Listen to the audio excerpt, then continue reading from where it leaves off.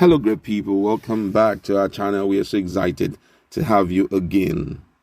Sunday Igboho has been on the wanted list of the security operatives ever since the invasion of his house by DSS. We know what happened on the 1st of July, where his house was invaded, and as a result of that, lives were lost and some persons, not less than 13, were arrested. And he was also accused of stockpiling arms, which he's going to use for the secession move. But right now, Miyetti Allah has spoken about the sudden disappearance of Sunday Igboho, and they have mentioned those who are behind his protection, making some very stringent demands on them. At the same time, one of the governors, call him the lead person in the Southwest Governors Forum, they have responded, or he has responded to the statement made by Miyetti Allah. And we're going to be looking at that in a jiffy, and we're going to also consider some analysis on that. But before we do all of that, we'd like to encourage you to please subscribe to our channel by clicking on the red subscribe button and also the bell icon so that you can get notification anytime we publish our video.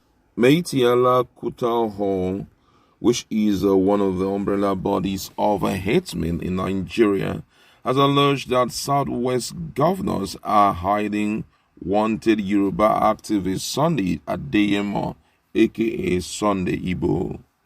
Spokesman for the group, Salih Al-Hassan, stated this in an exclusive interview on Monday.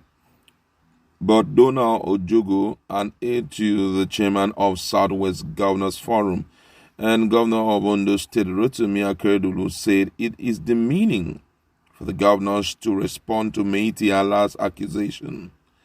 It has earlier been reported that the Department of State Services on July 1st, 2021 raided Igboho's Ibadan residence in Oyo State, detained 13 of his followers and killed 2 of the activists associated in a gun duel. Igboho, a spearhead of the separatist agitation for the Yoruba nation, escaped the bloody raid and was subsequently declared wanted by the secret police on allegation of stockpiling arms to destabilize the country, which he has since denied. The whereabouts of the Yoruba nation agitator, who gained popularity in January following his eviction notice to suspected killer headers in the Biafra area of Oyo State, has since been unknown.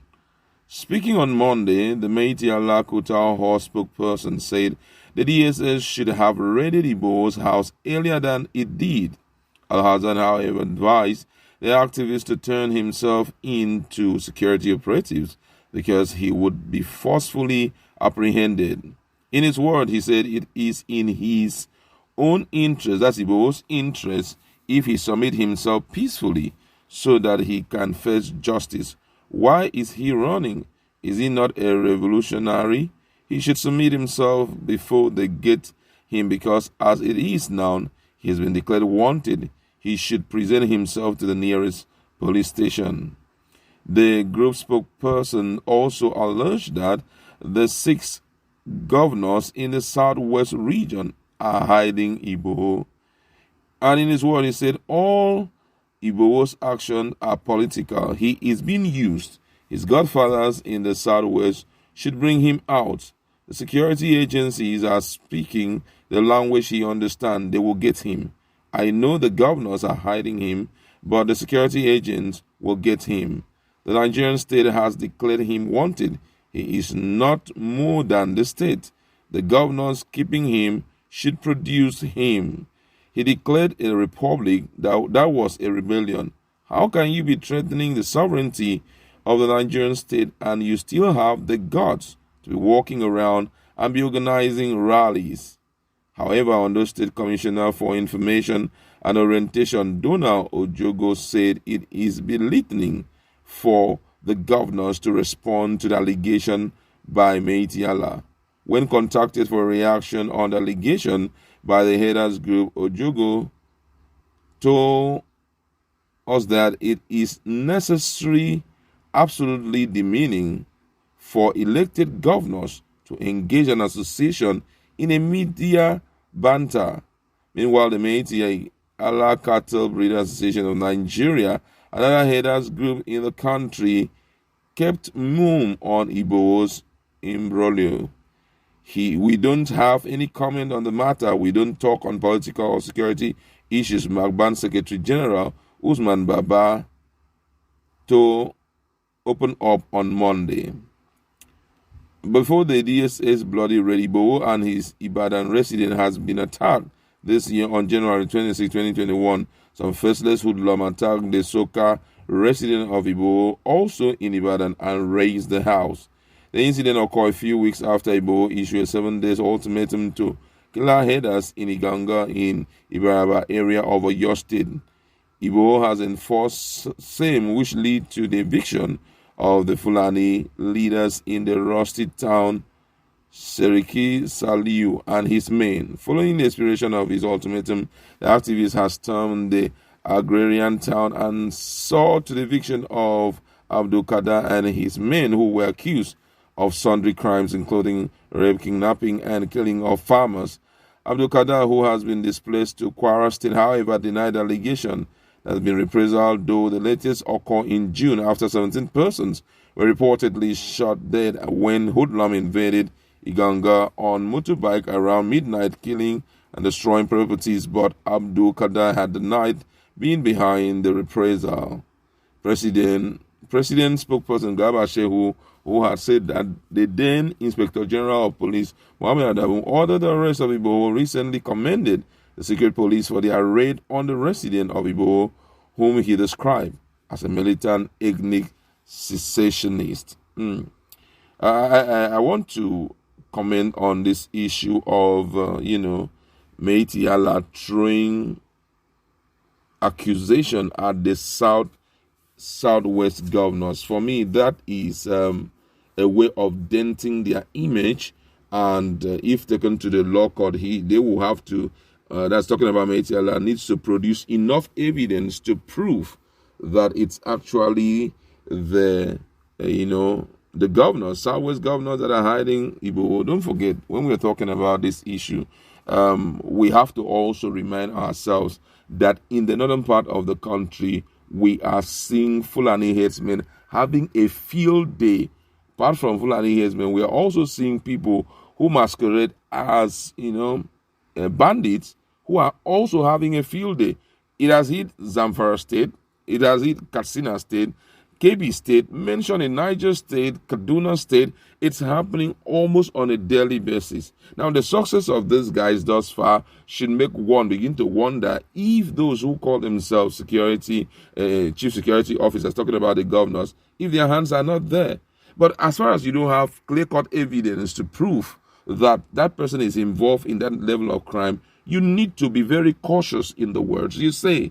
Because if this kind of case is taken to the law court, something very drastic will have to happen, because he's trying to kind of dent their own image. Igboho woke up one morning and saw the need to protect the interests of his own people. And he has not done this, because of any personal selfish gain. But he did it because, to some extent, the Fulani haters were coming in, enjoying themselves, not just enjoying themselves by being around the people, but they were a cause of concern to the people. And the guy now had to man, I need to correct this once and for all. And after correcting it, he now said, well, from all indication, based on a lot of things that are happening, it's very glaring, that these guys do not really want us around. So come on, let us secede, just something that it's spontaneous, looking at the situation on ground. I think that's what really generated the interest for secession. At times like this, when these things happen, I feel that there should be a particular commission that will sit down with some of these guys who have this secessionist move to make things clearer to them. If we have things that we have to make clearer to them, let them understand why the government of the day is taking the decision they are taking, and try to carry the people along. This is the beauty of democracy. It is very important that our leaders need to accept this fact that they are the employee of the people, because it was the people's vote if you have to believe in tenets of democracy, or if you know that that was, the wills with which you came into power, it was by the will of the people, you need to accept that you are the employee of the people. And they have the right at one time or the other to, review your performance and also act, react in a manner to bring you to the consciousness that you were paid to be there, or you were being brought into power. So whenever such happen, the ideal thing to do is to come to terms with whatever disagreement that they have and correct things where necessary. But a situation whereby it happens and everybody tries to like me and nothing is happening, and before you know, militarization begin to take place and all of that, it's not suitable. Don't forget that whatever we're talking about right now, if we have to go in accordance to the provision of the Constitution, by 2023, this government will be out. Another government will come on board. And there and then a lot of things will be corrected, and most people will have to face disciplinary committees and be in some courts that they least expected that they'll find themselves there. For that reason, we must try to live with the mentality of accountability.